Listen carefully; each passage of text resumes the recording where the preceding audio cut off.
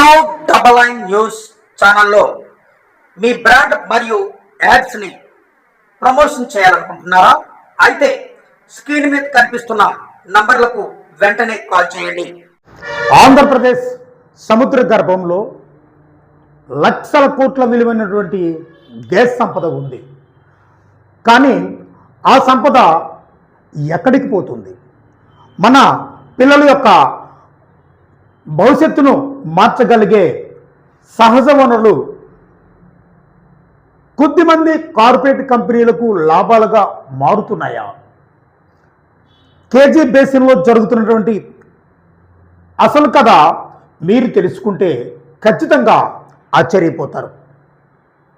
Krishna Godavari basin అంటే KG basin దేశంలోనే అత్యంత విలువైనటువంటి సహజ వాయువు నిల్వ ఉన్నటువంటి ప్రాంతం. గత 2 దశాబ్దాల్లో ఇక్కడ నుంచి లక్షల కోట్ల రూపాయలు విలువైనటువంటి గ్యాస్ మరియు చమురును కూడా వెలికి తీయబడింది. కానీ ప్రశ్న ఒక్కటే, ఈ సంపద వల్ల ఆంధ్రప్రదేశ్ ప్రజలకు నిజంగా ఏమి దక్కింది? తీర ప్రాంత గ్రామాల్లో పేదరికం తగ్గిందా?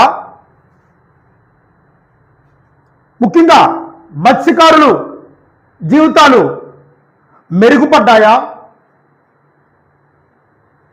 యువతకు భారీగా ఉద్యోగాలు వచ్చాయా? అంతేకాదు రైతు సమస్యలు తీరాయా? సమాధానం వెతికితే ఏ ఒక్కటి కూడా కనిపించదు. మరో వాస్తవం, సంపద బయటికి వెళ్ళిపోయింది, కానీ కాలుష్యం, నిరుద్యోగం, వలసలు మాత్రం ఎక్కడా ఆగని పరిస్థితులు అయితే కనబడలేదు. ఎక్కడికక్కడికే అవి మాత్రం అలాగనే మిగిలిపోయాయి. ఇప్పుడు మరో కీలక అంశం దేశం దృష్టిని ఆకర్షిస్తుంది. ప్రభుత్వ రంగ సంస్థ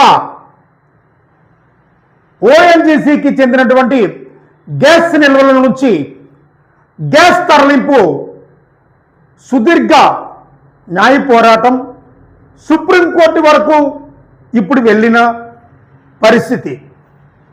సో అదే సమయంలో ముఖ్యంగా చమురు బావుల తవ్వకాలు, అవసరమైనటువంటి బైరిటిస్ కొనుగోళ్లలో కూడా భారీ అవకతవకలు అయితే జరిగినట్లు ఆరోపణలు బాగా వినిపిస్తున్నాయి.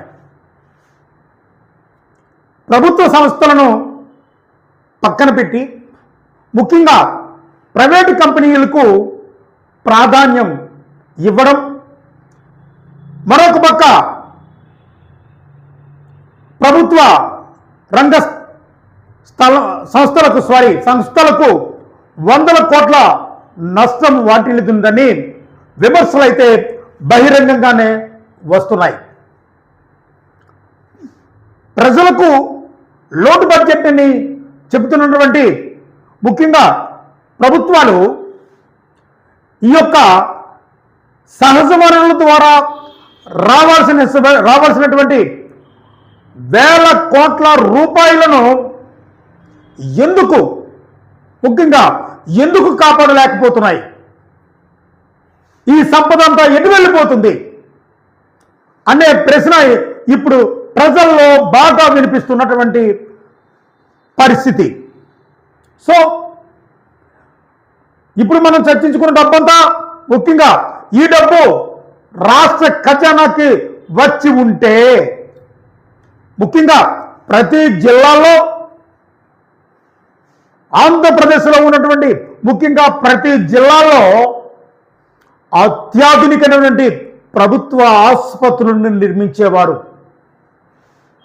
పెండింగ్స్లో ఉన్నటువంటి సాగునీటి ప్రాజెక్టులన్నీ కూడా పూర్తయ్యేవి.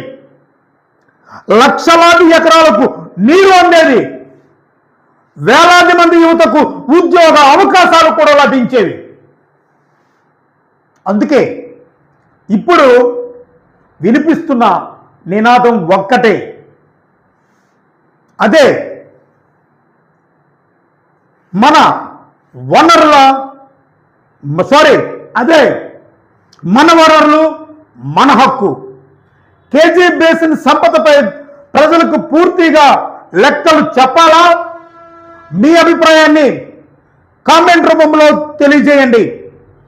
మీకు ఈ వీడియో నచ్చితే లైక్ చేయండి, అలాగే షేర్ చేయండి.